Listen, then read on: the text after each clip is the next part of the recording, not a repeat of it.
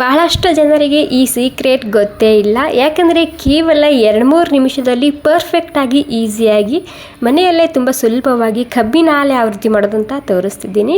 ಒಂದು ಹಿಡಿ ಪುದೀನ ಸೊಪ್ಪ ಕ್ಲೀನಾಗಿ ತೊಳ್ಕೊಂಡು ಮಿಕ್ಸಿ ಜಾರಿಗೆ ಹಾಕ್ಕೊಂಡಿದ್ದೀನಿ. ಒಂದು ಅರ್ಧ ಕಪ್ ಬೆಲ್ಲ ತೊಗೊಂಡಿದ್ದೀನಿ. ಒಂದು 4 ಗ್ಲಾಸ್ ಕಬ್ಬಿನ ಹಾಲಿಗೆ ಈ ರೀತಿ ನೀರಿನಲ್ಲಿ ಕರಗಿಸ್ಕೊಂಡು ಸೋಸ್ಕೊಂಡು ಹಾಕ್ತಿದ್ದೀನಿ. 1 ಗ್ಲಾಸ್ ಹಾಲಿಗೆ 2 ಚಮಚ ಬೆಲ್ಲ ಸಾಕಾಗುತ್ತೆ. ಒಂದು 2 ನಿಂಬೆಹಣ್ಣು ಈ ರೀತಿ ಹಿಂಡ್ಕೊಂಡು ಹಾಕೋಬೇಕು. 1 ಗ್ಲಾಸ್ ಹಾಲಿಗೆ ಒಂದು ಅರ್ಧ ನಿಂಬೆಹಣ್ಣು ಹಾಕೊಂಡ್ರೆ ಸಾಕಾಗುತ್ತೆ. ನಿಂಬೆಹಣ್ಣಿನ ಕ್ವಾಂಟಿಟಿ ಸ್ವಲ್ಪ ಜಾಸ್ತಿನೇ ಇರಬೇಕು. ಸ್ವಲ್ಪ ಹಸಿ ಶುಂಠಿ, ರುಚಿಗೆ ಬೇಕಾದಷ್ಟು ಸೇಂದಾ ನಮಕ್ ಹಾಕ್ಕೊಂಡಿನಿ. ಎಲ್ಲ ಸೇರಿಸಿ ಈ ರೀತಿ ಗ್ರೈಂಡ್ ಮಾಡ್ಕೋಬೇಕು. ನಂತರ ಕೊನೆಗೆ ಈ ರೀತಿ ಬರ್ಫ್ನ ಹಾಕ್ಕೊಂಡು ಮತ್ತೆ ರುಬ್ಕೊಂಡು ತಗೋಬೇಕು.